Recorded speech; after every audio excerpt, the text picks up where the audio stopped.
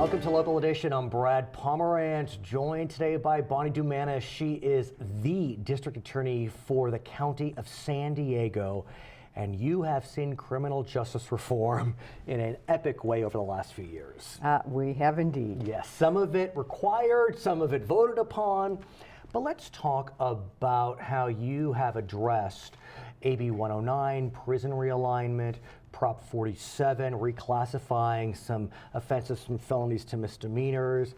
57's coming down the pike. We'll talk about that later. How have you addressed that? Well, it's been hard for our office because for those of us who have been around for a long time, the pendulum has now swung. So Right. AB 109 sent us locally to local jail, a different type of defendant than we had before. Right. So we've been dealing with it, though. It's changed our way of looking at things, and not necessarily in a bad way. That's interesting you say that, because I've spoken with other DAs, other sheriffs. Some take a very aggressive stance against these criminal justice measures, some more moderate, I guess you could say. Well, I was against it, but it's the law now, and our job is to uphold the law.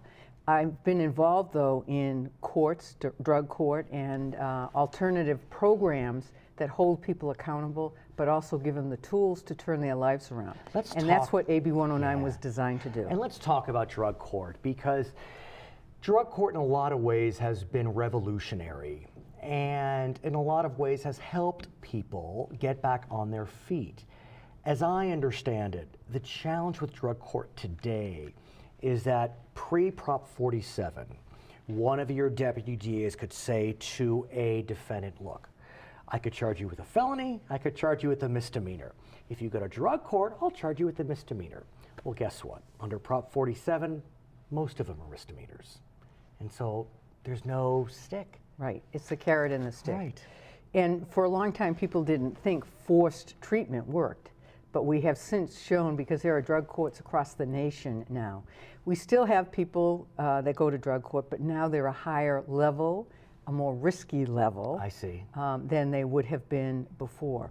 So it's the drugs that are now misdemeanors. Right. And because the sentence is shorter, you don't have that stick. But if you get to someone at the beginning and you give them the tools to turn it around, and in drug court, the tools include having the judge be a very vital part of that, Right. as well as it's non-adversarial. This is a time when the defense, the prosecution, and the treatment community and law enforcement work together to get that person clean, sober, and productive again. But as I understand it, after 47 passed, the successive months, some drug courts were empty. I mean, there was no one there because no one was going. Are there more seats now that are being taken? We are getting an increase now, but as I said, it's a different kind of person involved. But when I first started the drug court, it was only misdemeanors. So interesting. It can work with misdemeanors. It just requires a mindset that a judge is willing to send someone to jail. A misdemeanor is up to a year in local custody.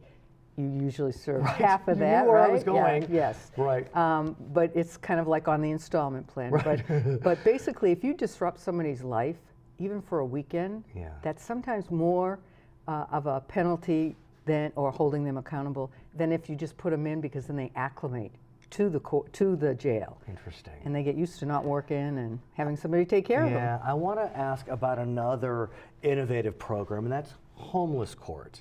Before we talk about homeless court, I want you, if you can, to talk us through this notion of homelessness not being a crime. Because that's been a challenge. It's a new mindset. Homelessness, the courts have said, is not a crime. Right. There are things that homeless people do Yes. that become a crime. Yes. But the very fact that they are homeless is a status, basically. And so it's not a crime.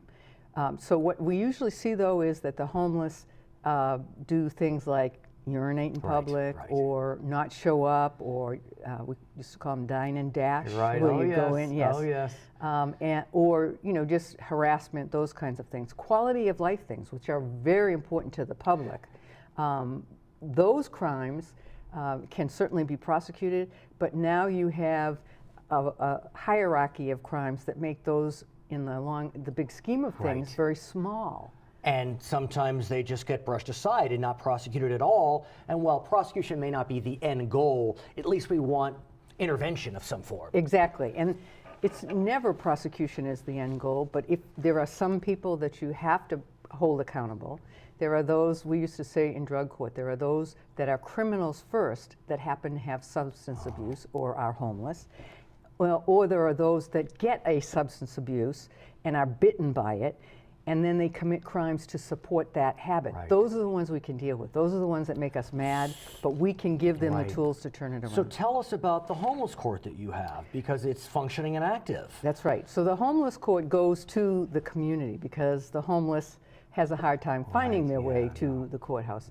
But what they do is accumulate a lot of like tickets and citations. So this is a way a judge would go to like St. Vincent de Paul, where it is a homeless center, and they would all sign up and we would take care of cases all at once. But they would have to get rehabilitation services in order to get them dismissed. And are those services accessible? And I mean that in the most broad way. Are there stringent requirements? Do the folks have to be sober before they can enter the program? Or is it a housing first model? Well, it hasn't been. Okay. Things have changed, significantly. Our population in San Diego, as across the nation, Of course. has increased substantially, and some would argue because of Prop 47. That's a conversation we and could the have. AB 109. Right. But no matter what, and mental health issues is the biggest thing I've seen an increase in.